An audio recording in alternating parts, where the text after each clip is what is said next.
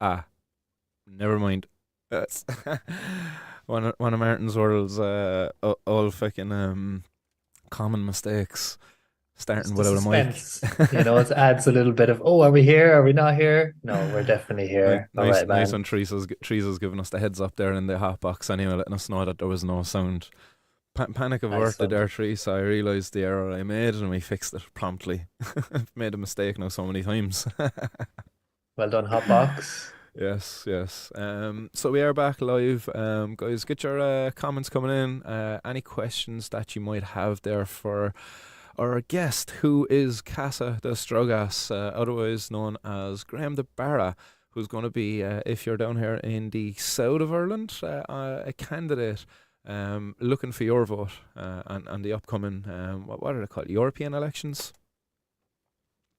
Yeah, I suppose it is still called the European Union. It's not really much of a union anymore. It seems to be very divided between pro-genocide and anti-genocide. But yeah, the platform is basically to be used for promoting peace and to boycott and place embargoes on weapons exports that for some reason the EU have been like accustomed to, or economy is basically based on it now, like kind of silently in the background there, that we didn't really notice that we've been kind of Yeah. sleepwalking into World War III, and this has been in the preparations for since 2009, since the Lisbon Treaty. This has allowed essentially a European Union army that we were all called conspiracy theorists back at the time on boards.ie and all the different forums. We'd be sharing the anti or the vote no to That's Lisbon, right, yeah. and it's all pretty much come true. It's kind of a, scary a times. vote that we had to vote twice on because we weren't told how properly the first time. We voted wrong. Imagine, I you know know, it's if insane, they did man. that for anything else like Brexit or anything like that, they like the place would just riot. But no, Irish people don't protest, so therefore we get what has handed to us. But at that time, like you could see, it was a lot of it was the powers that be here in Ireland just appeasing the Yeah, powers that be there in Europe. But yeah.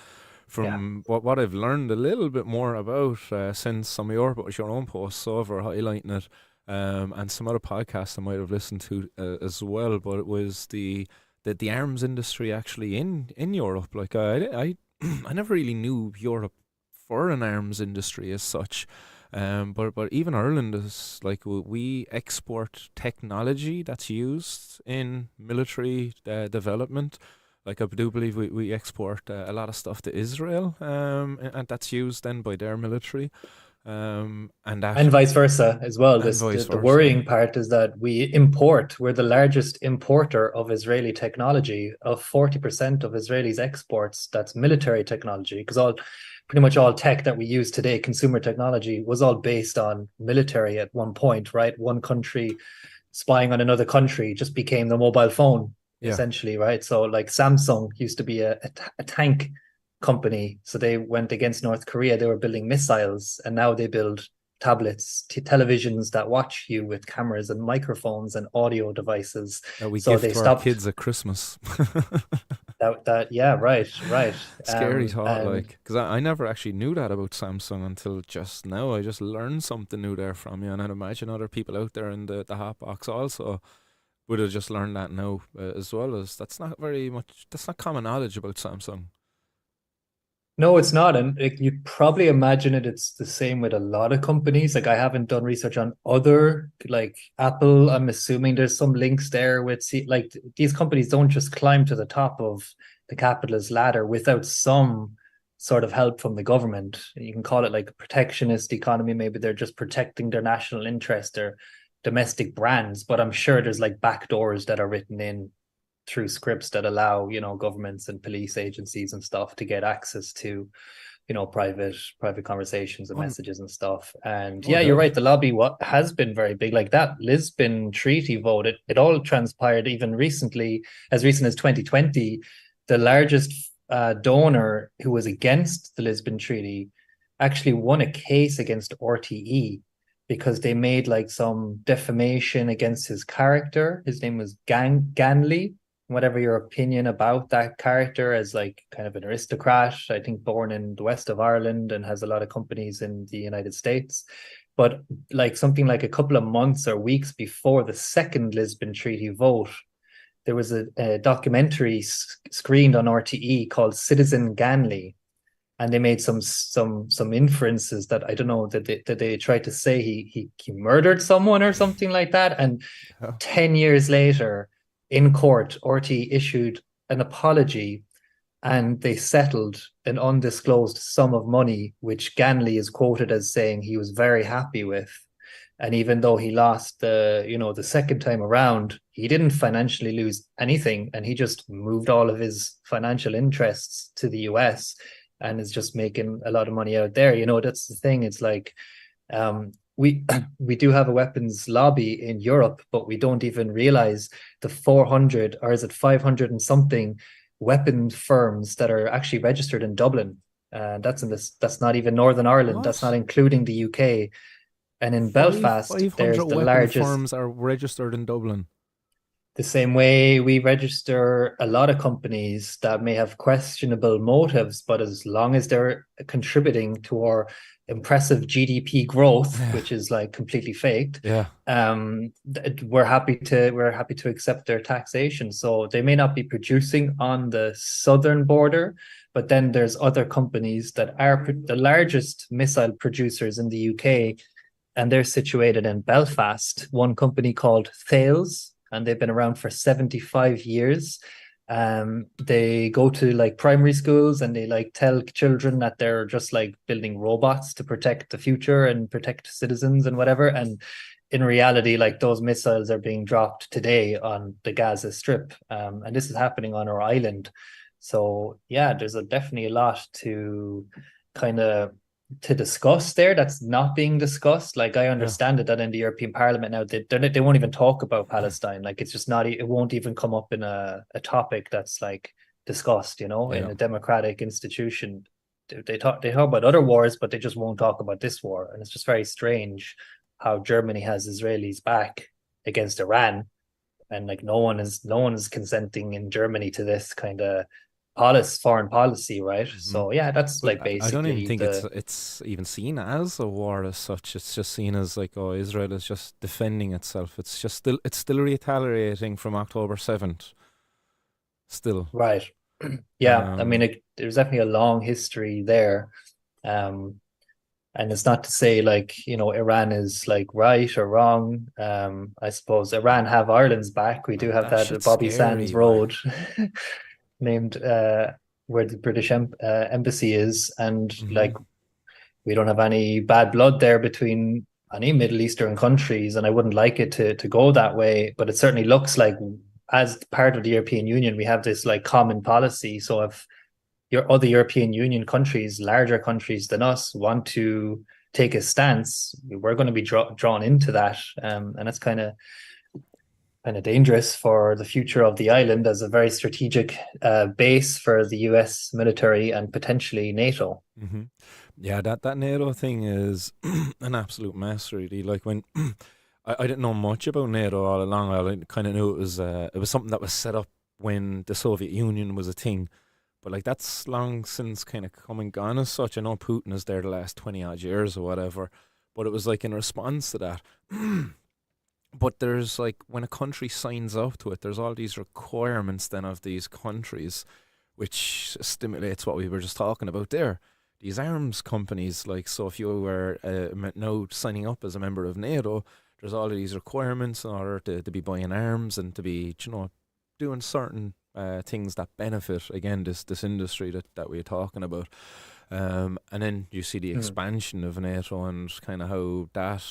I don't know if you caught that interview that Putin did with what's that fucking Tucker Carlson, I didn't actually watch it. It seemed like yeah. a very long It's one. a Maybe long one. It's worth a people were watch though. disappointed. Yeah, it was You worth get it. some Okay. insight there into Putin as a person, because like I've never actually sat and watched this guy in any way, shape, or form in any length, and to watch him like from start to finish like that, the guy's well able to talk. In fairness, like despite what we're told here, at least what I've kind of read in the media, like that the guy is sickly and is He's no Joe Biden anyway. That is one thing I can say for sure. Like the guy seems to be quite cognitively intact, and is well versed in Russian history, which was very interesting. But yeah, it was interesting to hear his thing and to be talking about NATO. But it's yeah, Yeah, I it's mean, scary in times. essence, it's like the expansion shouldn't have moved beyond. Was it like Eastern Germany, the North, is it the North Atlantic Treaty Organization? Yes. It's from like the 60s. And yeah, Hmm. you're right, it dates back to the foundations of like trying to bring together Germany and trying to balance, I suppose, powers. And now today you have NATO right up against the border of Mm. Russia in countries like Finland. Okay, I'm not trying to rationalize why there was an invasion No, in not justifying it Ukraine. at all. No, it's at all. And but if you look at the reverse, right, when Russia and Cuba joined That's the right. Soviet Union, John F. Kennedy Yeah. placed an embargo, a sanction, actually, an economic sanction against Cuba Yeah. that has lasted to this day, Hmm. and it's cost the lives and suffering of many people to get access to essential medicines, and it just shows like what happens in my backyard. Hmm. It's not okay, but oh, we have no problem expanding to your backyard because we're two nuclear powers and we're trying to balance each other out. Meanwhile, a lot of us, like in the middle, like the European continent, get kind of dragged into this. And I spend a lot of time in Portugal, and I've come across, like, they're a NATO country, actually, which is one thing I really don't like about Portugal. It's probably the only thing I really don't like about it. But I got talking to a former military um, soldier, and they, like, basically he kind of explained to me like NATO was kind of above your national army. So like if NATO say something, or there's like security access or intel, like you don't ask any questions, you're not allowed kind of any information. And he gave like one example, which is the only example that I really have, and it's very ambiguous. I don't know a lot about it. I'm sure he doesn't know a lot about it, but there's a region in Portugal close to Spain called Alentejo, which is a massive like agricultural kind of plot. It's where most of the cannabis is grown, hemp and medical cannabis grows. But they also have a huge underground NATO base. And all he explained to me was, apparently there exists this red button, and if it's pressed, the whole idea, it's kind of like a self-defense, but in that self-defense you kind of implode, like massive. And maybe these are rural regions. I don't know what populations are living around these regions, but it's kind of like a big self nuclear bomb or weapon that's like used. I've no explanation as to like Jeez.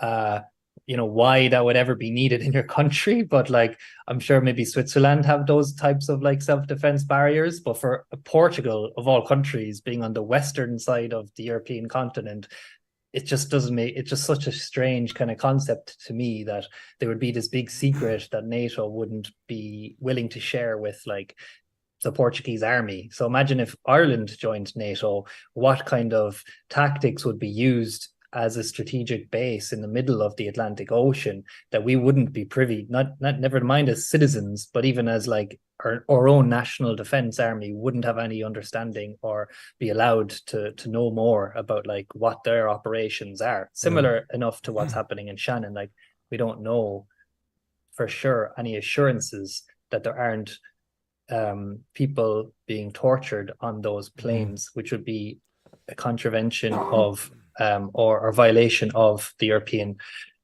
Charter on That's Human right. Rights and the Constitution of Ireland as well, of course, protecting the right to life and yeah, abolition of torture. So Sure, there's no these are checks all on those planes, consequences. like in reality, there is no one checking those planes coming through Shannon. Like really. No, yeah, exactly. Yeah. And that's just the tipping point, really. I mean, I don't know why that's even still kind of allowed without a Yeah. discussion. But can I It is ask all, actually, yeah. is Ireland actually a member of NATO? I thought we were.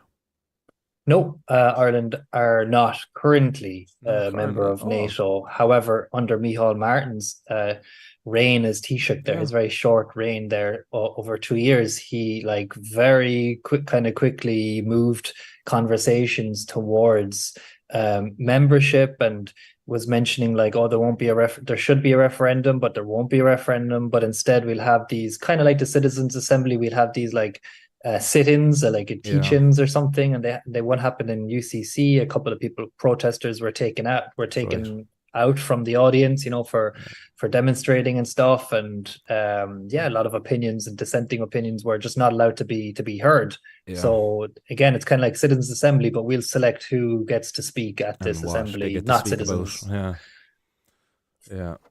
No, I understand now. That makes sense because I can remember at that time some of his comments. So it would have been him kind of pushing us towards NATO. That would have been bringing into question Ireland's Hmm. neutrality at that point. Because look, we as Irish, we do.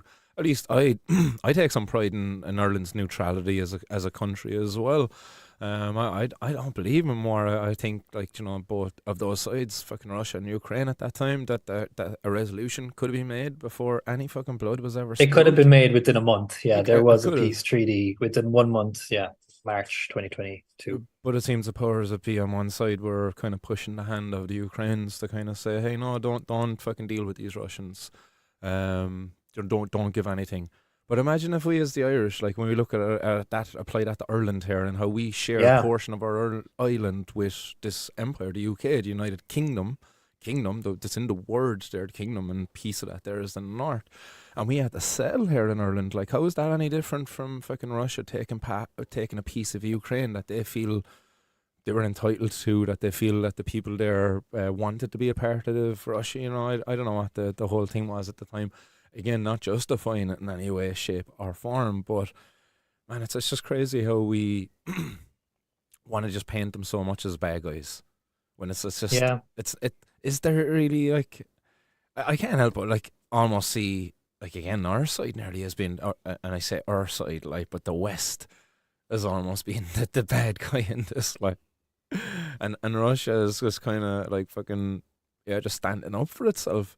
It's no different from me fucking just standing up for myself and taking charge against a bit of a tyrannical government who are overstepping and overstepping their it, boundaries. there's probably a lot more to it than Yeah. we understand. I do understand your comparison there with the pro treaty, anti treaty, like Hmm. back in like whatever 1919, 1920, 21. And then like I'd say very few people today would look back and say, oh yeah, no, we should have just gone to war, continued our war with Britain. We saved many, many lives. Like Yeah. we wouldn't be here today if it wasn't for signing that treaty. Hmm. However, it also did lead to a civil war. Yeah. So I'm sure that was also in the mind of the negotiation team on the Ukrainian side. Like we could sign a treaty, but that could also like lead to a civil war. Um, and yeah, there is a long history there in Kiev. Apparently, Kiev is actually has a longer history than Russia. So it's actually there as a Yeah, that's right. country. It was known as Kiev, like before Ukraine and before Russia. So I think that definitely has its like right to self autonomy and shouldn't be faced with an aggressor like Russia. But then again, I think the US probably has a lot to play in what's kind of unraveled for sure.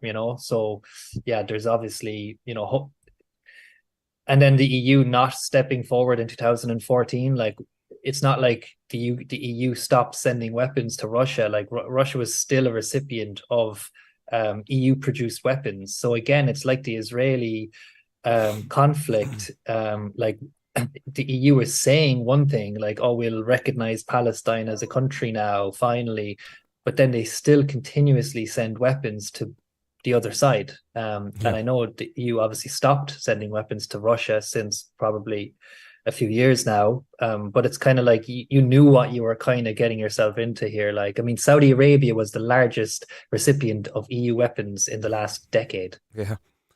And look at the shit they are So doing.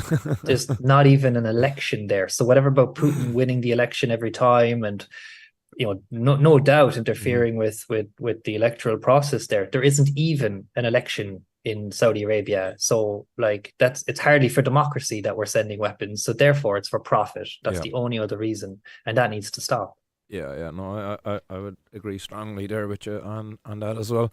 I believe the only sale of arms should be for the defence of a person's of their home, of their country and whatever, and to go hunting for sport. Yeah, I have no problem with hunting or target shooting or practice, you know. Yeah. Had Well, a chance, I was in Denver, Colorado recently, and across the road from the dispensary that shout out to Bobby O'Brien. oh, Bobby. He recommended this dispensary, checked it out, and really, really loved it. Like really good products, but right, it was in like the middle of nowhere. So I had like a long walk, which is a lovely walk, but then it gets very industrial, and right across was like a rifle range. So I said, sure, sure, I'll check it out. As you do. Wow, it's like crazy. It's weird. Like It's a pure it was kind of novelty for something. us, like Yeah, being in here in Ireland. Like our experience with guns is incredibly limited, especially it's if you've got limited. a conviction with cannabis. Like just to draw you the picture, like I turned up wearing flip-flops. I mean, like these were lads from Louisiana. Yes. They were massive. Like they were like the size of like three of me put together, you know. And but they were the nicest people. But I was like the joke of the day, just like who's this guy? And it was interesting because they asked me like, "Oh, do you work in healthcare? There's like a discount for healthcare providers." And I said, "Well, does harm reduction count?" And he goes, "Sure." So basically, like, Sure. I got the thing for like practically free. I didn't really pay Yes. anything. I think it was just like $25 or something for like if you wanted one gun, and then an extra 25 if you wanted an unlimited amount of guns for Yeah. that particular day. So you can come and you can leave as you please, kind of thing. Um, and went there with my girlfriend. She picked it up pretty fast, I would say. They were also quite impressed with her because she's like the smallest person in the room, but she was able to carry pretty well. And we just had some fun, really, just like shooting some targets, and just like trying to get better at competing with ourselves. Really, not so much comparing. Yeah. But it was very loud. Like it was like rattling, like it was so loud. Hmm. And we made the mistake of like leaving the gun range, going for some Vietnamese pho, and deciding, actually we'll come back as we have the day pass.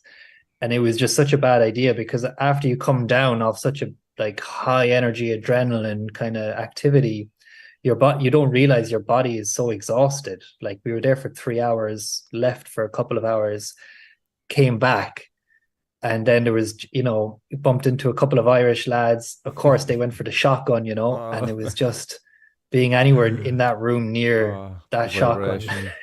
It was just bouncing, like the whole Mm, vibrations of that space. So it was a bit like, exhausting is how I yeah. would describe it. Like worth doing, but And exhausting. and Like and were you I'd still prefer in to flip do it in a flops at this field. stage? Sorry? Were you still in flip flops at this stage, or did I they make I you was change? still no, that's the funny thing. There was like they didn't say anything until like I came back, and like it was just the joke came out, it was like, "Oh, you're Yeah. the guy wearing flip-flops." I was like, Oh, "Well, that's you didn't say there was hilarious. anything wrong. You didn't know, like, Uh, I don't know, like costume preferences or whatever requirements coming in." So yeah, I decided I'd wear it was a hot day, like. yeah, that's gas.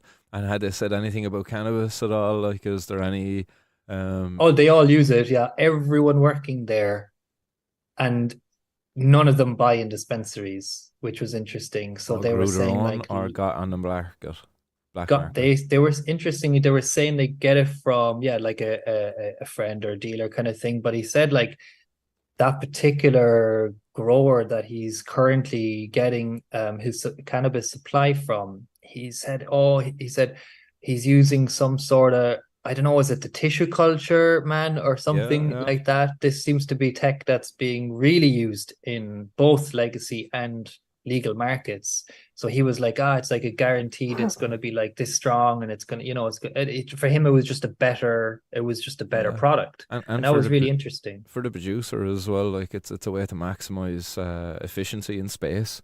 If you've got your aseptic technique down, if you're able to carry out the technique, then yeah, definitely it's like, man, all you're doing is just getting a bit of agar, nutrient agar, pretty much, getting a special mix. So I'd imagine some producers probably have their own proprietary blend nowadays, Mm. and like you can get a root developed off of pretty much any piece of the plant, almost little bits of stem and stuff, whereas all along, to cut a traditional clone, you would need, at least, for a healthy clone anyway, you would want at least like 3 nodes, I think it is.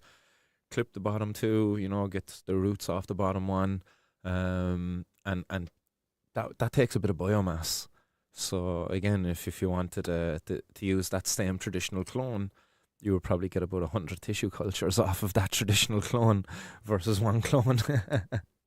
Wow, Maybe a I'm hundred. maybe I'm over stating there the But still efficiency. ballpark, But yeah. yeah, again, like maybe it could be 10 times more, 20 times more, or maybe 100 times more. Depends on how good you are at your tissue culture. But I can remember when we were doing it in the lab in college. You just needed little slices of the plant, and we were able to the tissue culture broccoli. That's what we were doing. It was broccoli. No, Brussels sprouts. Brussels sprouts is what we were tissue culturing in the lab. Good experience. Yeah, I Easily bet. I mean, it's transfers definitely over. applicable. I mean, if it's being used in the food industry, then it's only, yeah, it was only a matter of time that it was going to be moved over to cannabis as well. Yeah, and actually, Mr. Wes, he's in the hot box here. He was speaking with some of the crew over in Spanibus. I Mm. believe it's Athena. He's saying here. He said they sell refills for the agar type of stuff, and it's way cheaper than buying a whole kit.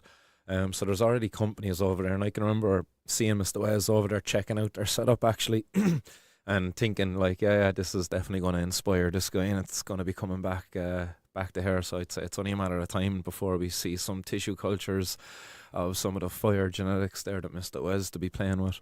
Because in fairness, now some of the seeds that he's been picking up, there's been a lot of time and effort been put into them by the breeders.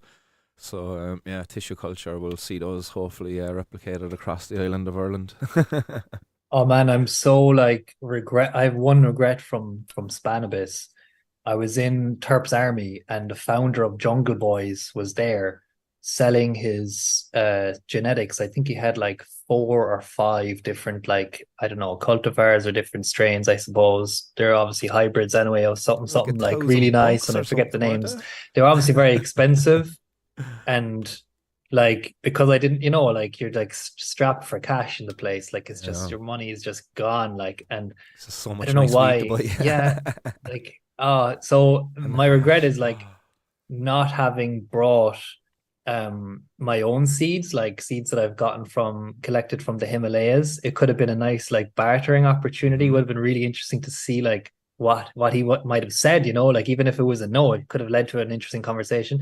And then why didn't I just say like, will you accept Bitcoin or something? Like that would have been an easier thing to arrange at the time than euros, like cash. Like I don't think he accepted card. Like maybe he did now. I could have just asked that as well. But it's just like you're in the moment, and you're kind of like, oh my god, that's like the guy from Jungle Boys, and he's like, you're like, oh, that's too good to be true. I'm not ready for that. I'm not ready for that. It's like, damn it, Yeah. man. Like I have to go back again next year and just make sure I just buy every seed that I see, because Uh, yeah, you pass up some gems. Oh my god. yeah, I'd be so out of the loop only for the good people over in the hot box, keep me in the loop because I spend so much time looking at the legal side of it, fighting how we can get the policy changed. You miss out on actually what's going Oh, you on do. within Yeah. the actual scene itself, and the breeders, the names that are there. Because there was a few names now, like Wizard Trees was another one, like apparently a big name, but again, it was totally new to me only for the guys in the hot box. So I do appreciate that. But yeah, that span of us really brought it out and put it right in front of me to see, the appreciation that was there for the time and the effort that goes into the breeding, the genetics, developing the genetics, and to producing the hash. That was a big one that I experienced the span of us this time too. So good to see that, like. Oh yeah, and like just their whole culture around like pressing events and workshops, and like not just flour but hash as well. And like I went to Spanibus in 2017. That was the first time I'd gone there, and then this year was the second time. Um, the conference or festival itself was more or less the same. Like it was in the same like Pyramid Place and Fira, whatever, Yeah. Cornelia. Had the like the music going, the food vendors. Like nothing was different from that, but there was certainly a lot more. like side events, satellite events going around the city this time around that, in my opinion, were way better than Hmm. Spanibus. Like Spanibus was just the event, you had to go to, everyone was going to be there. I like the talks were good. I just like basically sat in the auditorium for most of it, most of the 2 days. I didn't go to the third day. So I had the other event, the Bubble Man's Legends of Hashish, which was also quite Class. good. And yeah, man, like you say though, we need to be careful, like on this kind of advocacy flight, that we don't miss out on the fun of cannabis. Yeah. And I think it's certainly like reconnecting with you over like the last few years that I've taken a passion again. Like I was growing during my leaving cert, and at that time there was no one really. I think again I met you maybe a year or two later. There was very few people that you're able to, even talk about that. You couldn't Hmm. even tell anyone that, oh, this weed was, oh, I bought it from someone. You couldn't even tell them it was your weed. Especially back then. And then a few years where it's like 10 years or so of just pure activism, where you're like kind of, oh, I'll put my own consumption aside for the greater good of like putting it forward, a professional image, not getting rate, not getting, any distractions, we'll say. And then it's like comes to the point where you almost actually have an immunity being this vocal. Like you don't think Bubble Man, what the hell do they think when he goes to an airport, or any of these people? Like, but it doesn't, like it does, like it only, I don't know. It's just like obviously they're lucky they come from countries like Canada that didn't Yeah. just legalize it the last term of Justin Trudeau's presidency. They obviously had medical for a long time. They had a big culture there, and it just seemed like power in numbers. The more people that just sell it, even if it's illegally through retail stores, eventually that's what's going to crack it. So yeah, it's kind of come full circle now. Like you, I'm kind of back now where it's like, yeah, I'm just going to enjoy this plant. Like the more we can all enjoy it together, that's also a very good strategy to getting the end result of legalization, and not Yes. just any legalization. What I've learned is like doing this for a few years is like when we keep on the side of like appeasing to the politicians, like your Aoife Riordan and your Gino Kenny, like you lose sight of what you're actually. I'm not saying they don't consume. Maybe those individuals probably do consume, but like they're far apart from the culture, right? Of Yeah. like what's happening in countries like Germany and Malta. And, they're not debating over 5 gram possession limits in these countries. They're just not. And you'd be laughed at really Hmm. if that was like, so trying to appease to everybody, it's not going to work, right? You just have to take a position. It's actually should just be removed from the Misuse of Drugs Act, full stop, and Yeah. just stop all this plant counting, stop all this like limits and restrictions. Because similar to how the Israeli-Palestine debate is, like the more you start talking about, oh yeah, sure, we'll give you some rights, that's still a colonial mentality. Or we'll give you some possession limits, like we'll allow you to have your 5 grams. That's still a colonial Yeah. prohibitionist mindset. Like we're not talking about a little bit of freedom, master, please. No, we're talking about the whole lot, right? We're talking about like it allowing a fundamental right. Yeah. And so yeah, it's enjoyed in Spanish. Obviously, Barcelona is like a lot more open. Although Hmm. Mr. Wells, I think, had like one experience in a club that might have been raided, but he's okay. Oh, yeah, that's Everything's right. okay. Yeah, that's right. We were at the door of that club knocking, but we weren't able to get in because we didn't You're wondering realize why. the cops were on the other side of the door, and there we are, keep ringing the bell, knocking.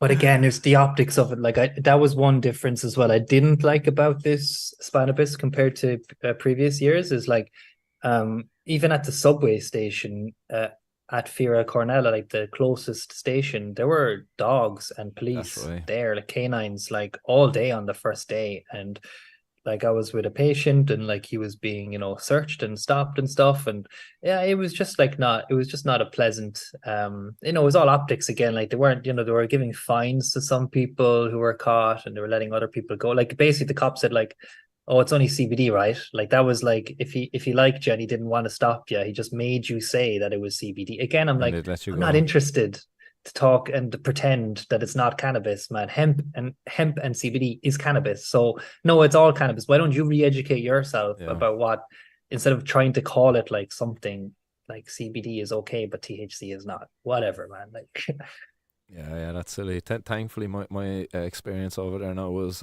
quite positive. But Good. I'm there really happy to was hear that. there was one night though where I nearly like shat me pants. It was the night that What all those happened? clubs got raided and stuff like that. It was the same night that we actually entered into the hash judging competition. So we had a So black you load belt, a hash on you. a load of yeah, hash, rosin, and stuff like. And then we were Love only it. told before leaving the club, it was like, yeah, you shouldn't really have anything on you. And look, if you get caught with extracts, you actually get a much fucking harsher Oh, punishment. And really? I was Didn't know going that. around. I had 30 jars inside my thing, and then whatever else I had bought that evening. What were they, like But half gram each, like 15 grams yeah, probably? just under half a gram each of extracts. But when we were walking home from the club, we actually walked Ash, another one of the campaigners, back to her apartment. So we took like a 40-minute detour. And if we did, I think we must have passed every single cop in the city. And they done like the most slowest drive by of us. And like me being me in Barcelona for Spanibus, I was dressed in my cannabis attire. Like, I had my cannabis leaf top on and t shirt and shorts. Looked like a complete tourist. So I think that was the only thing that might have saved my bacon was I looked Apparently like a so, yeah. tourist. Apparently so. That's right. Like, I mean, if you're not a tourist, the chances of you even paying a fine is so small. So why would they even like bother with you? Yeah. So it almost does help that you're kind of a play it dumb What I was most Irish worried on about is that holiday. I wasn't going to get to sample the hash, but thank God I made it back to the apartment that night anyway. Yeah, yeah. I uh, mean, you were up late as well. You had a live stream that night, didn't you? Was that the same night? that would have been the next night, the following Okay. night.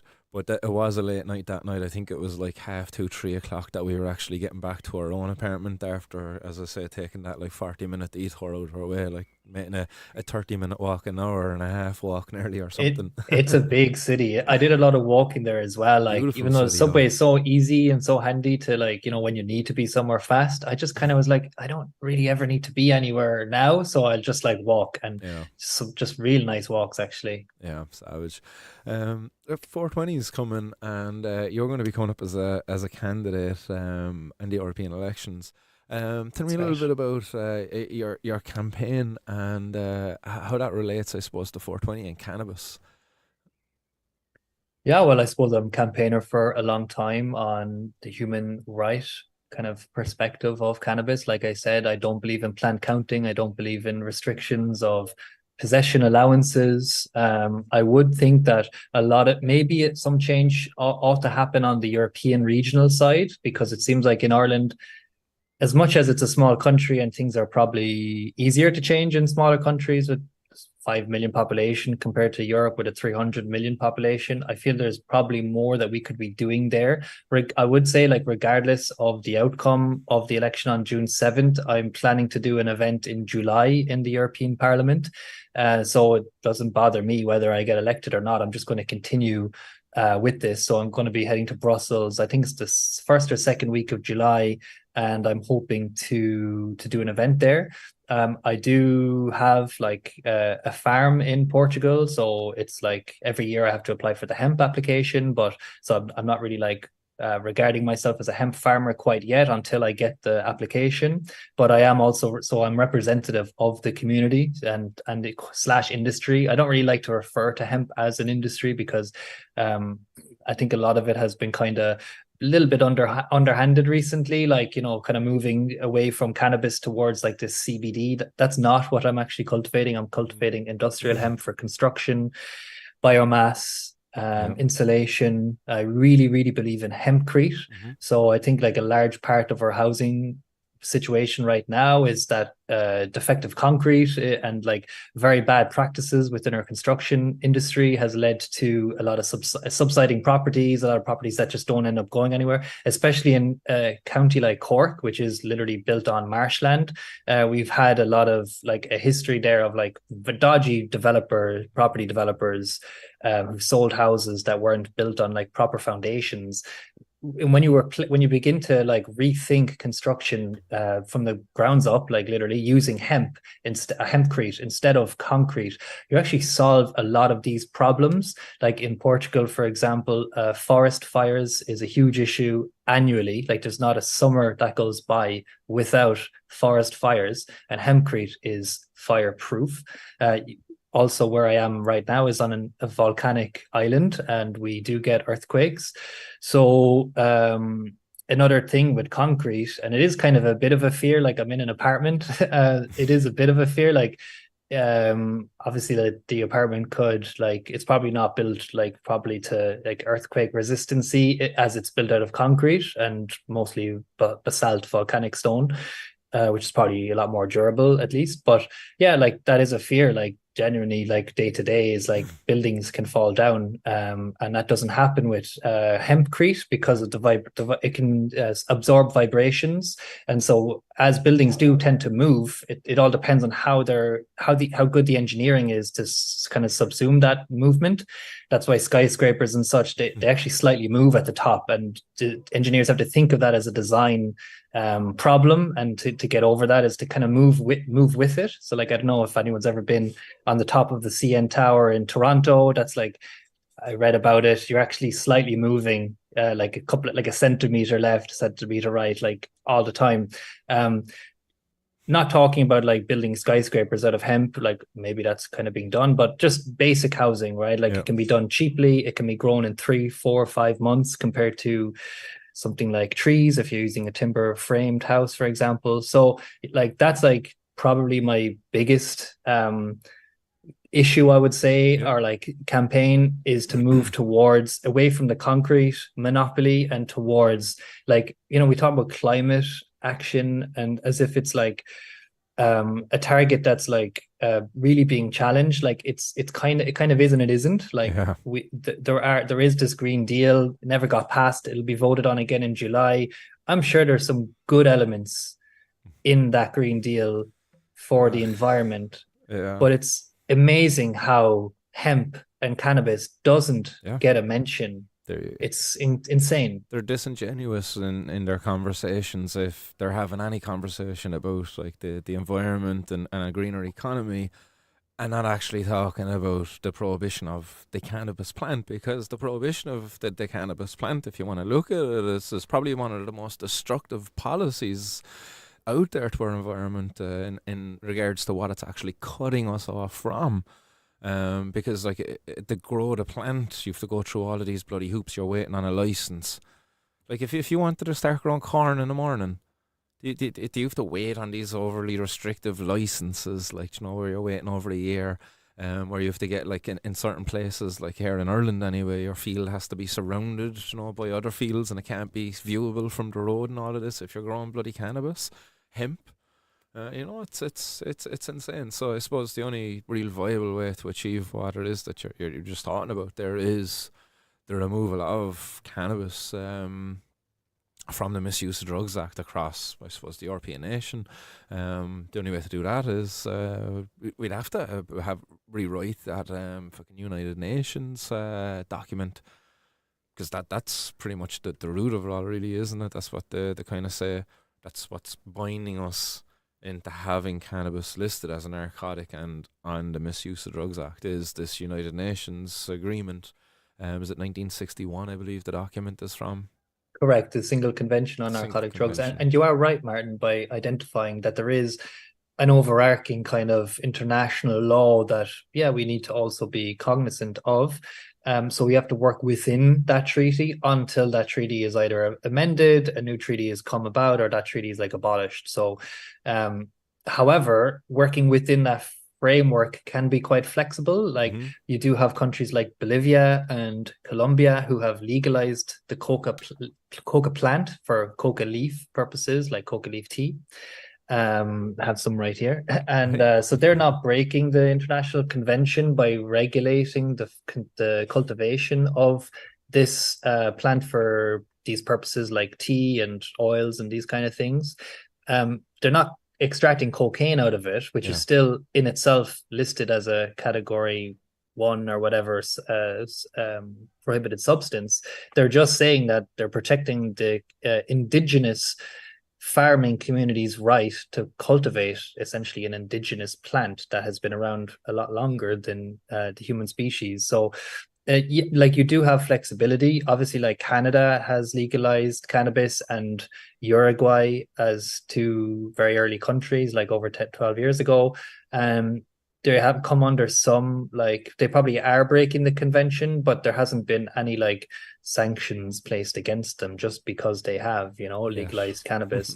So you're right, like there is some debate to be had in the United Nations. I've been there 3 or 4 years, and it's just like very slow, although there has been kind of one really good outcome from the latest Commission on Narcotic Drugs just in March last month in Vienna was the recognition of harm reduction, which is just 2 words, like doesn't sound very controversial. It's something that we've been practicing for a long time ourselves at Electric Picnic and stuff. But there's always this kickback from countries like Russia, like China, like Yeah. Singapore, and even this year now that's changed. Like Hmm. Russia were not allowed to veto this particular language. So let's let the United Nations people deal with that. Like there's really no point going against these like some of these big prohibitionist countries. I think Thailand will probably change those guys' minds anyway. Like day to day, they're just going to see more normalcy around that topic Yeah. as it's going to be as it is more and more consumed. But coming back to the European level, like a very simple thing that could be done is just to increase the THC limit for hemp industrial purposes to 1% to bring it on par with Switzerland. That would allow a lot more strains and cultivars to be registered under the EU common catalog.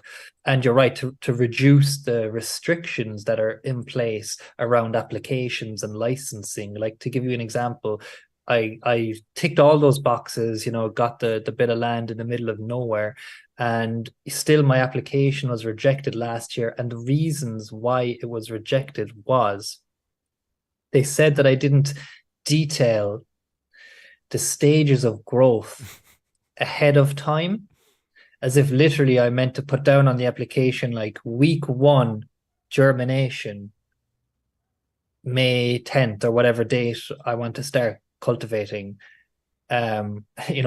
vegetative state, week 4 or whatever, June, and then detail. Like, I mean, it's like Yeah. if it follows for one application, it follows for all applications. Obviously, a plant growth is like it's linear, right? It's going to go from a seedling to a plant to harvest. Like, why would I need to describe this if I was growing corn? You don't Yeah. expect me to tell you with precise detail the day I'm going to start cultivating to the day, like, and describe all the different plant cycles that plant goes through. Like, that's just ridiculous. It all follows the same. Like, it's a scientific method, right? Yeah. But that's a deterrent, then that's just I It was a believe deterrent. it's a Yeah. deterrent there to keep people from growing that. Why would you bother growing it? Even though it's probably going to be more lucrative in the long run. Right now, it's pretty much like the only people growing it, like it's not being grown en masse anyway at the moment for hempcrete purposes. Majority of hemp being grown is for the more lucrative side of it, which is the flowers and what the flower contains, which is the cannabinoids, CBD more specifically.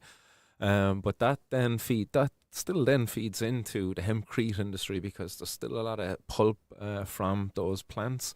Here in Ireland, that's actually all they're allowed to legally use, as you probably Oh, in already in, in well Portugal know. too. In Is it Portugal still in too. Portugal as Yeah. well? Well, Yeah, they have to it's funny destroy the because the flowers. the law states, or like the regulation, I suppose, states like that the flowers can't leave the farm.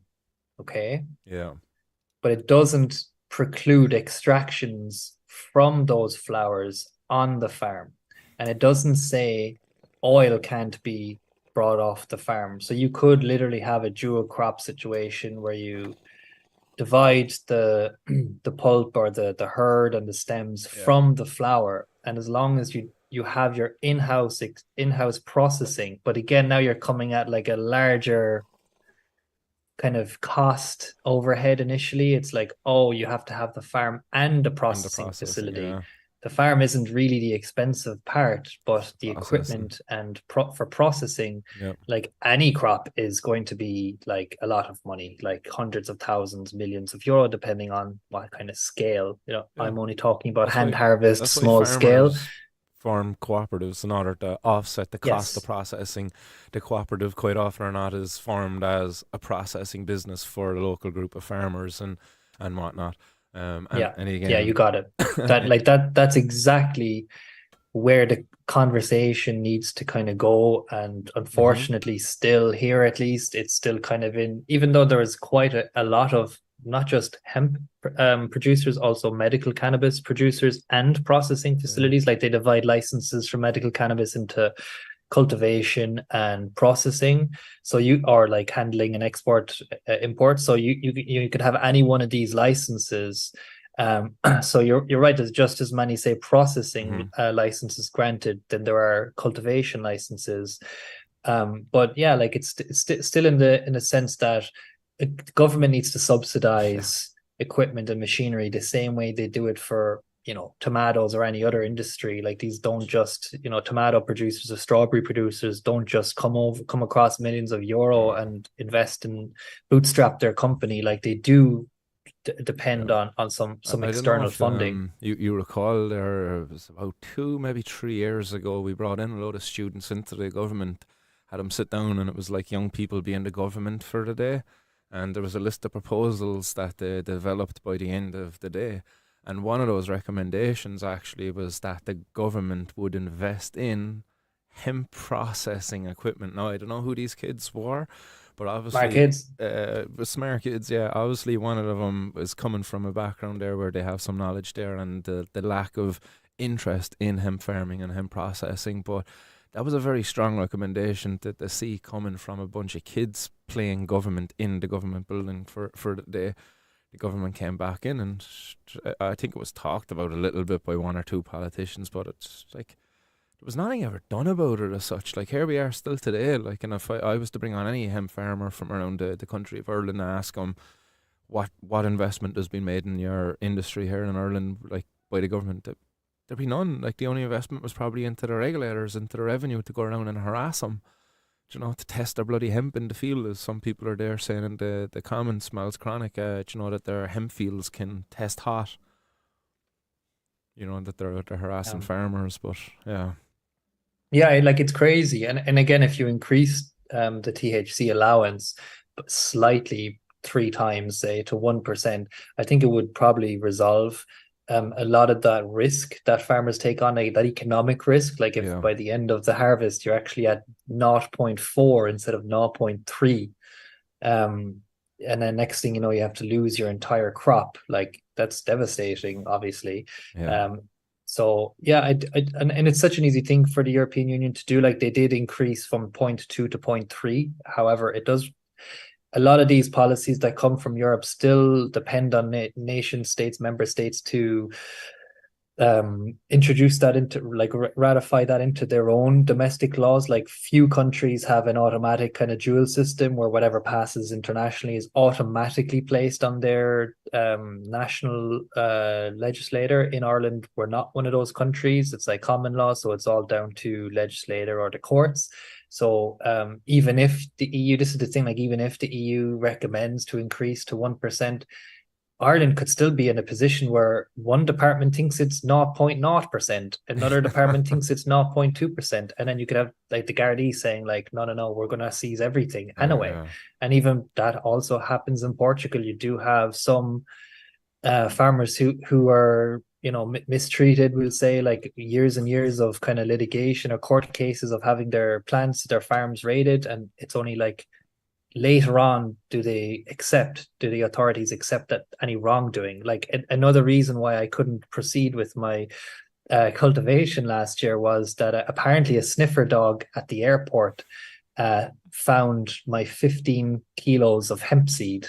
Like it wasn't exactly hidden, it's literally planted on the box, like hemp seeds from origin country Italy, and it has the batch number and everything that I need for the purposes of the application. And it was like 6 months in court trying to, like in a foreign country, trying to get back, retrieve my listen. parcel. And the cost of the state to pay for a translator for me, because I don't speak Portuguese, And like the time as well for them, these were the drug squad, the head of the drug squad, like not like some small, this is like the head in the head capital, dude. right? And going to their office like several times throughout the course of the 6 months. I didn't thankfully have to like go to court or anything. Like they went on my behalf once they understood. Quite quickly they became educated. A lot of documentaries on television around that time as well, like last year, that also, I think that all this helps, right? Like the art scene is just as much of a help, like how like Hollywood is projecting a lot of shows and Netflix has a lot of shows these days about cannabis. Like all this is really, really helpful to educating our mums and our dads and our Yes. local police drug squad, Yeah. because they don't get this training. They don't get this information learned at training or colleges and No. stuff. So yeah, it does take sometimes just whatever's right in their face. I love to look at television, so I thought it's that going to time be was exposed. it your one from Coronation Street or EastEnders, one of those ones, the old one. She went over there with a couple of other TV personalities there from those soaps that like some of my mum and dad now would be watching. Yeah. And it was because of that I was able to say, "Here, man, watch this there, throw that on," and she was able to relate then Good. because this person was familiar to her. Like, otherwise, I would never be able to get my mum out to sit down and like watch the likes of what was the High Society. Was that documentary that came out there or something like that? I would never get her to watch something like that. She never really, yeah. Pat Butcher, nice one, Miles Chronic, updated me there in the hot box with the name. The guys in the One hot hot box box. was on point. They're on it, man. But yeah, these things that do definitely contribute in some small way.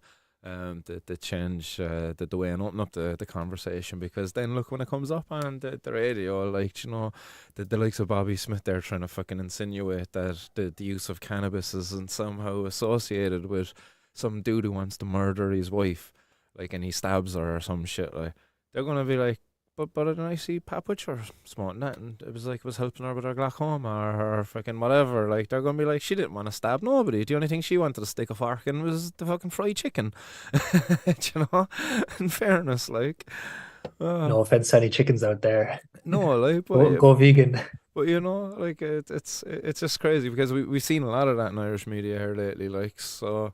Yeah. Oh yeah. Geez. I mean, it's actually bizarre. Some of the propaganda that's like they're really doubling down on it Yeah.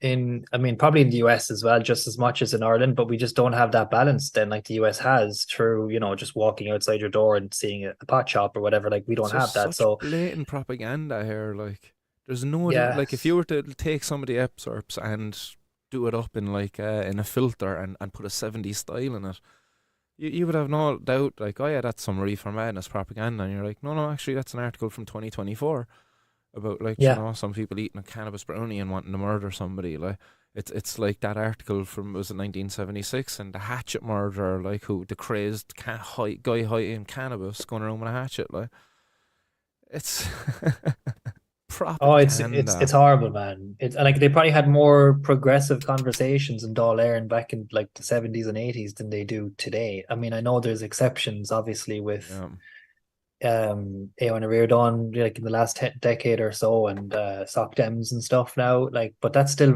very recent and very few people. Like, I'm not talking about like actual government people. Like, it's not really coming from them, right? It's coming from opposition and small parties who are probably like pandering for votes as well. Let's face it. So, like, yeah, don't necessarily be tricked just because they come up with these kind of half positions. Like, they're yeah. not really taking a stand. I don't see any political party really taking it. I know there's exceptions, like that it's probably not even like worth going into, but yeah, I think like the independents, like Violet Ann Wynne TD, She's who very from good, in fairness. Clare. Yeah, I She think was a Sinn like Féin people like member, but her. they mistreated her, and I thought it was terrible what went on there.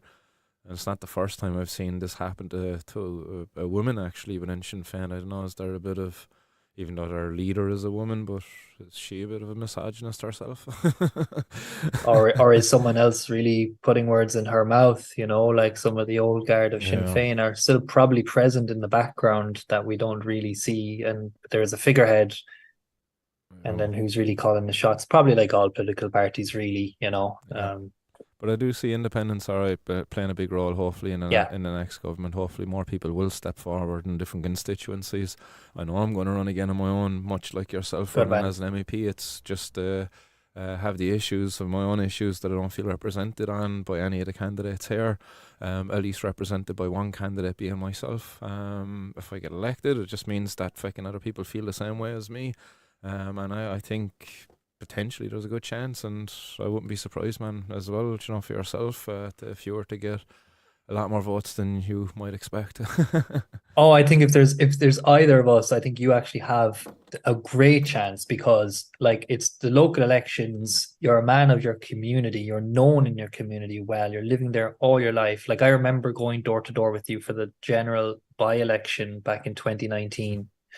And you did very well. You topped all the independents who ran at that time, Yes, right. which I think there were three or four. And Yeah, it wasn't their first time. It wasn't their first time either. It was your first time though. yeah, And now we're talking about the local election, which I think like represents you very well, really, to be honest. Like just I think there's a lot of local issues, like you said, that you'd represent your community very well, not just on cannabis, but as this is a cannabis podcast, we may as well yeah, talk about those. I mean, in the city council, I'm sure there's a lot of avenues there that you can kind of work around and get policy positions taken and, votes and try and getting consensus from a local level yeah. supporting, however soft those resolutions might be. Like you can't regulate cannabis in Cork without changing the law from Dáil Éireann, but It was interesting. One nonetheless, thing I came across within the powers of local governments is bylaws.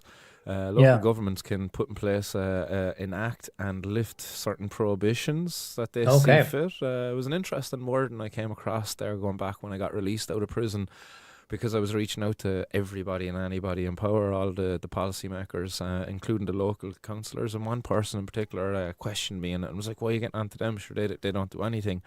And I was like, "No, that's not right, actually." And I looked it up, and I found a word in there that actually they have kind of powers that they can, I suppose, much like states, like can have their own laws. Like in Cork, let's say, right. you're not allowed to drink on the street, but in certain other In places Galway, you in are, yeah. I Galway, you're remember allowed. studying up there. Yeah, Yeah. and that's bylaws. So Yeah, like I you're wonder, even like, you talking know, kind of licensing almost for like publicans and stuff. And again, it might not be. Yeah, like I remember Galway, there was totally different nightlife than Cork. Like there was people like really much more like Spain or like Portugal or something on the streets giving you like free drink vouchers and stuff to get you in. And like in Dublin, there's obviously always been late licenses given. I don't know, was it always on an official capacity or unofficial? But there was always these kind of ways to get around bars having to close early. yeah, And obviously, like we're not talking about the bars, but in context like cannabis clubs or cannabis associations, like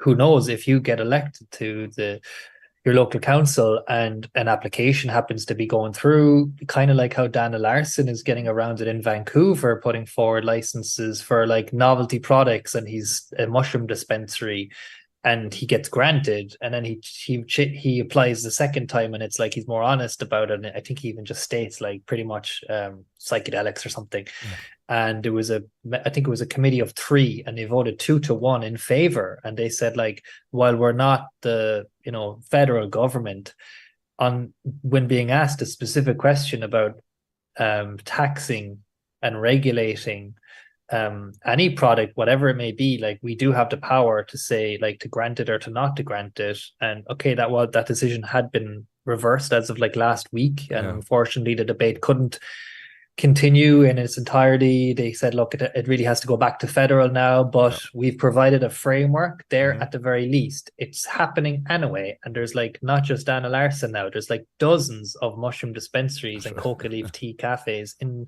operation.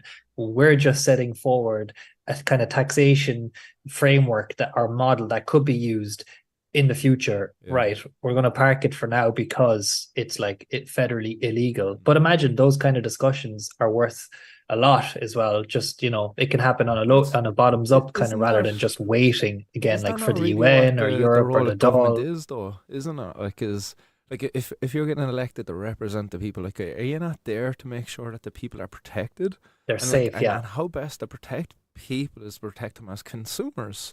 And you have to view, like, again, as in Dana Larson's example or Canada's example up there in those little regions, um, they're able to kind of acknowledge that, like, and yeah, that is our role. We should be protecting them, and yeah, to tax them and to regulate them. Regulate is the more important part. I Obviously, think, yeah, taxing yeah, is yeah. just Tax is like to one cover the small part. cost You're right. of, yeah, yeah, Yeah. exactly. And I think that's the part that Dana Larson is more interested in, too, is harm reduction. They're protecting the consumers. A lot of what he does there, it goes into the funding, the test your drugs, that he also has established. Like, he's doing some incredible work, in fairness. Like, if we were to compare the work of the likes of Dana Larson, who's supplying people with drugs, he's actually saving more lives than the people trying to prevent people access to drugs. The likes of, say, Bobby fucking Smith here, who campaigns in favor of prohibitionary type of policies. Like, Yeah. Well, all these costing oftentimes lives. it's like The Wire, it's like follow the money, Yeah, and prohibitionists are being funded, to come out with particular studies, particular discipline, which is focus on harms.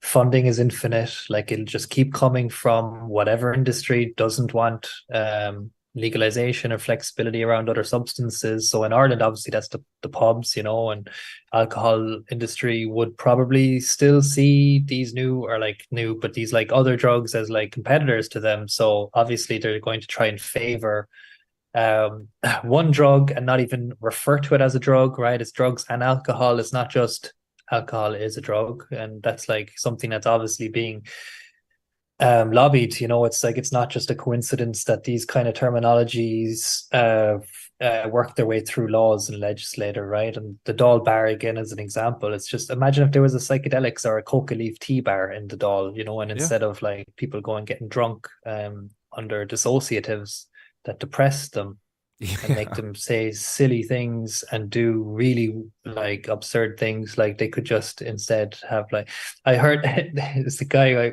worked with before. He was the producer of the Gay Byrne Late Late Show, and he believes that every board meeting should start with everyone taking ketamine.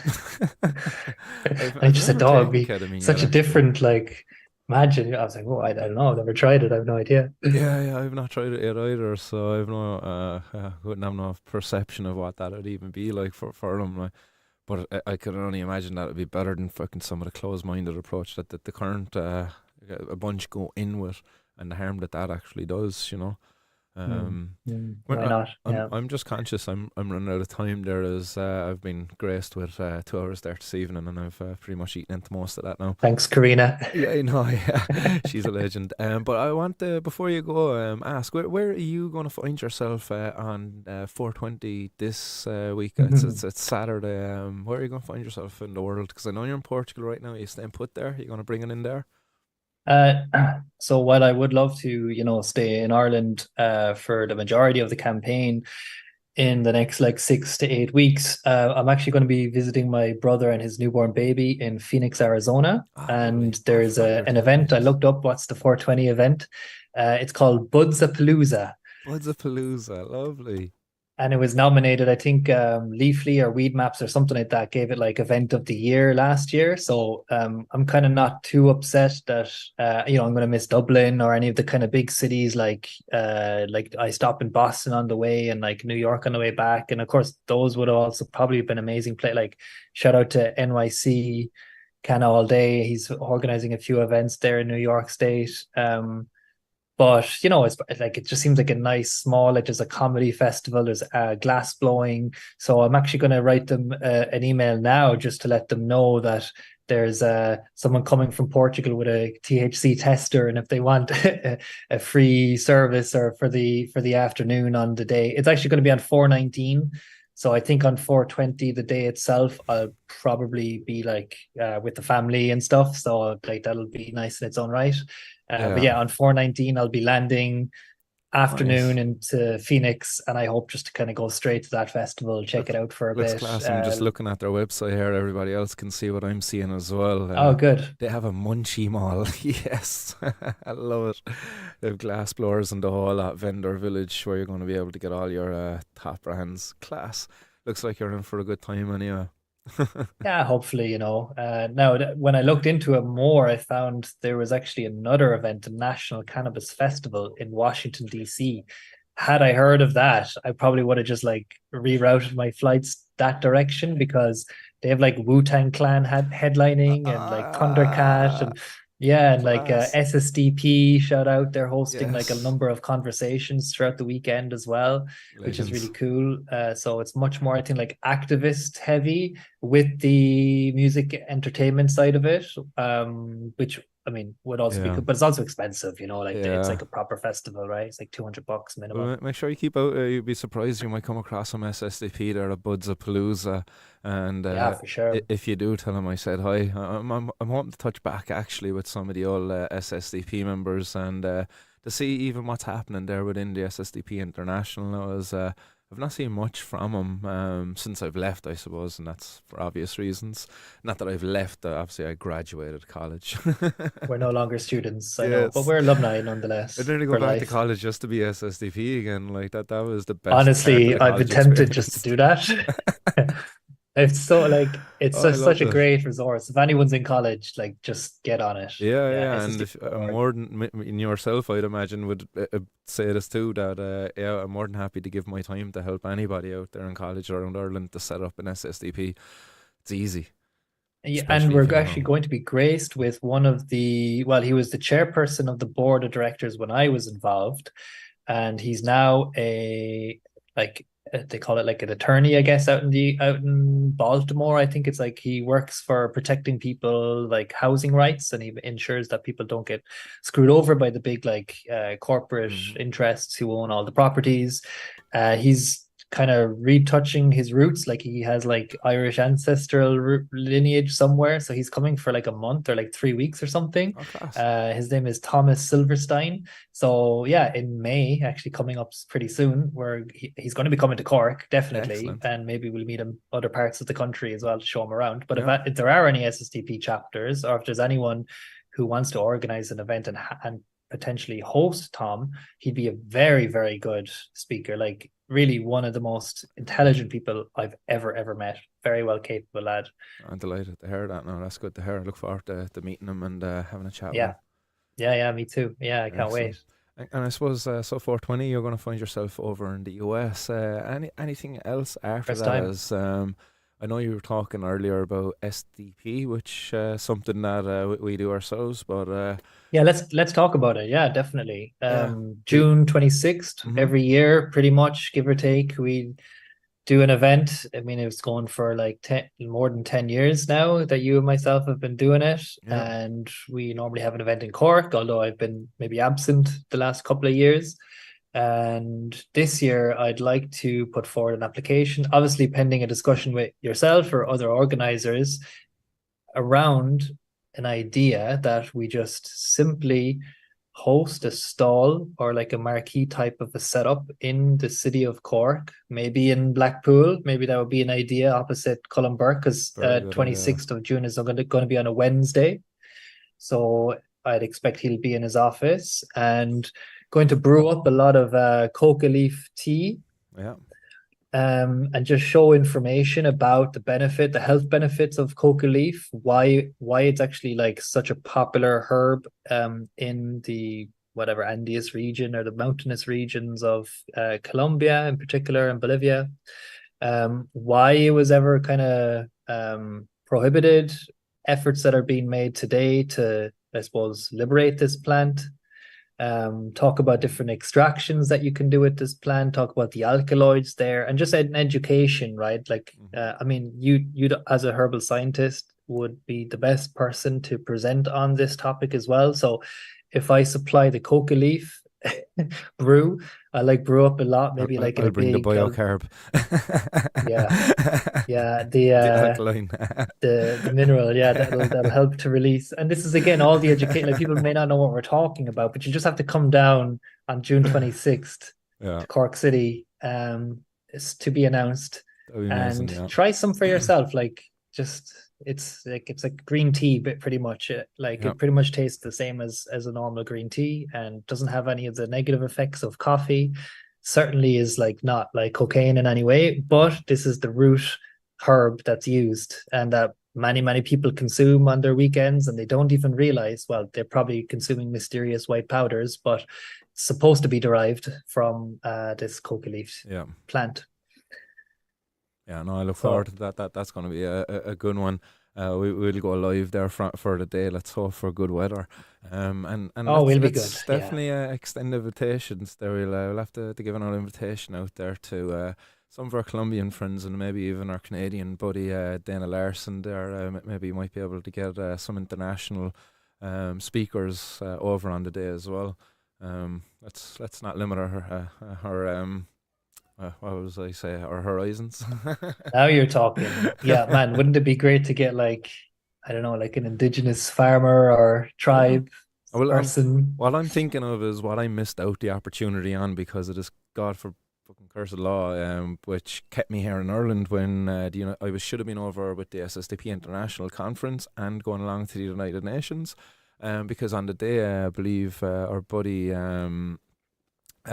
Florian was telling me about the local, not the local, the indigenous people that were there outside campaigning outside It was in New brilliant, York. man. It Because was just like seeing a vibrancy of color with like these characters arriving.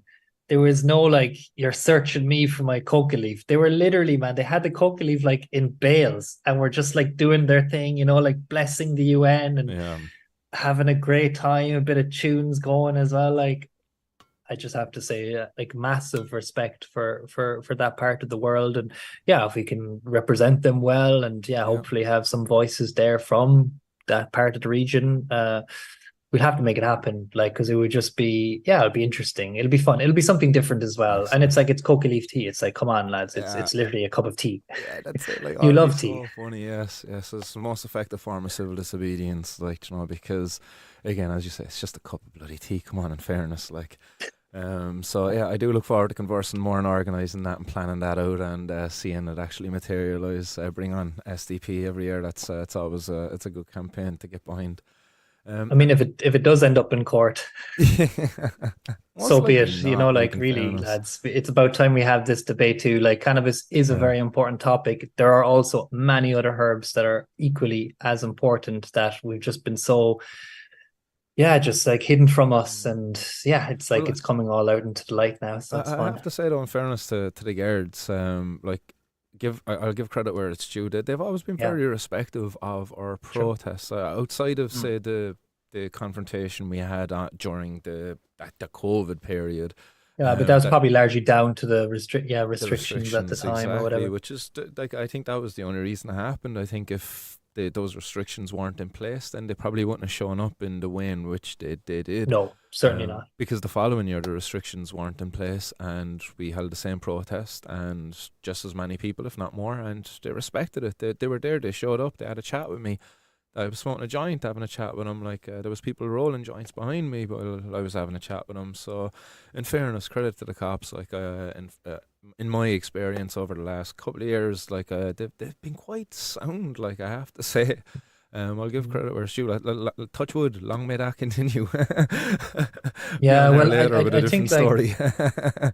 no, but when you have a message and a point, and it's a political statement as much as a, act of civil disobedience or an act of consuming or possessing an illegal substance, there's a political motive Yeah. behind it. And of all countries, Ireland does tend to respect, well, it has traditionally at least, civil rights, the civil rights movement, right? Mhm. The idea that of peaceful assembly is to be respected, and as long as there's no violence that erupts from that assembly, there should be no reason why any arrests or any heavy-handedness would be handed down. And yeah, I think it was largely probably the COVID thing, that one particular event that they came, and it was like quite late in the day, like I It think it was was. towards the end anyway, It but was, it yeah. was largely to do with social distancing, even though it was outdoors. Mostly, We yeah. don't need to open that No, let's Pandora's not go box, down that but one. we look ahead, man, and you're right. Look, Indeed. we'll have this on the election campaign. We'll be talking about these issues door to door.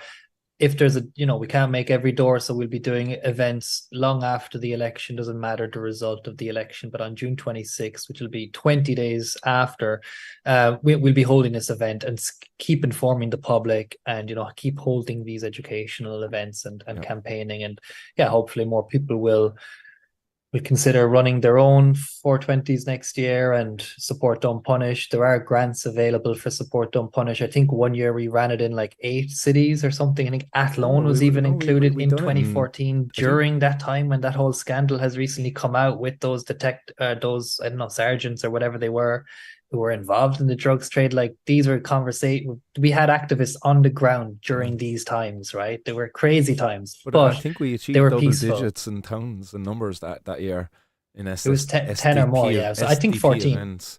Yeah, I because want to we say had that 14. network of students there because of how active SSDP were. It's so hard to get SDP and SSDP. Mm. But yeah, man, that was an amazing year. Bring on those good times again.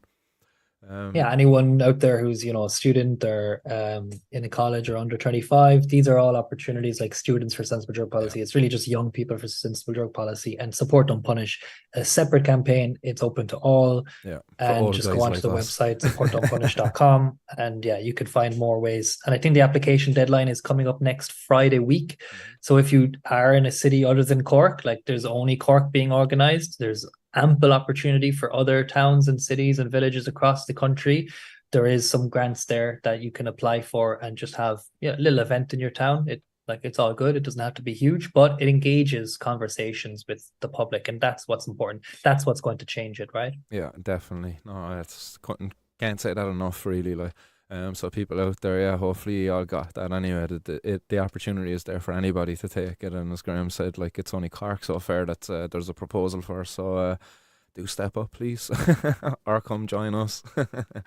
Graham, man, the door is always open there for you. If at any point in time between now and the election, if you want to come back on here, if you feel that there's a message that I can help amplify for you, by all means, man, hit me up Thanks, man. and I I'll appreciate it. No, I really fire up enjoyed this for you. talking today. We had a little bit of Spanibus, a Me little bit of too. election stuff, a little bit of news, and yeah, happy going, man. Delighted to see you're back as well on the 420 streams. So I'm always checking out on the YouTube to see if any notifications come through, Yeah. and was delighted to get the invite to come on today. So yeah, really appreciate it, man, Yeah, and well, thanks for accepting that keep it offer. going. And I hope, yeah, Yeah, as you always. say, I'm hoping to keep the consistency up there now over the next while. Fingers crossed, there's nothing takes me out, but yeah, it's Nothing good to will be take you back. out.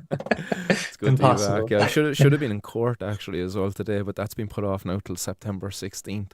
Should have probably Oh, said that way earlier in the stream, but would have liked to get an update on that actually. Yeah, that's interesting. So September, what, 13th? September 16th, so it's a 16th. Wednesday again, I believe. So the 16th of September. I don't know who put in the request. I got a letter from the guards saying that there was a request put in to defer the date. I don't know, was it the guards or was it Frankie Buttermore? But let's see what happens anyway. Look And forward to was having a chat this with in Frank. relation to which situation again? Which Six scenario? charges of cultivation, 32 Oh yeah, cannabis plants. this is funny. Yeah, so and all in protest, so it's a fun. And I have the Gary Doyle order there. I must send it over to you some stage because it's funny reading the statements that the guards have written out and what they have to do, because it feeds right into me. Like, what I have in my evidence, I suppose, really is like it highlights the waste of resources that goes in, because in one particular statement, the guard refers to being out on patrol, getting notified of a cannabis plant being planted down on the bridge in Shandon Street, and having to be going off of patrol to go and remove that cannabis plant or to investigate the plant being planted, and to go down there to find that the plant was planted, and then having to call for more guards to come over to remove the plant. Oh, like the Wow. amount of the waste that's highlighted in their evidence against me is like it's hilarious. But And yeah. then after all, they're probably the ones postponing it because they don't know what to do with you. Yeah, Like, there was 10 guards in the court the last day to give evidence against me. wow. Yeah, yeah. That says a lot. Yeah, but yeah, for fear of being beheaded there when I go in, I better start loving you and leaving you and saying goodbye to everybody else out there as well I thought you were because going to say contempt of court or something. Shouldn't be talking about the case, but no, God yeah, no, you no, have a someone higher more authority to. yeah, that's it. Someone I'm much more afraid of than any judge. Someone who's got real power over me. Too right. So I better keep her happy and go in and entertain the two smallies before they go to bed as well. But gee, it's Awesome. been an absolute pleasure, man, and I do look forward to having a conversation with yourself again, hopefully in not too distant future, man. So safe All travels the and best. enjoy Appreciate it. the Happy Azores weather. 420, everybody. Have a great week. Yes, lovely. Catch you all later, guys.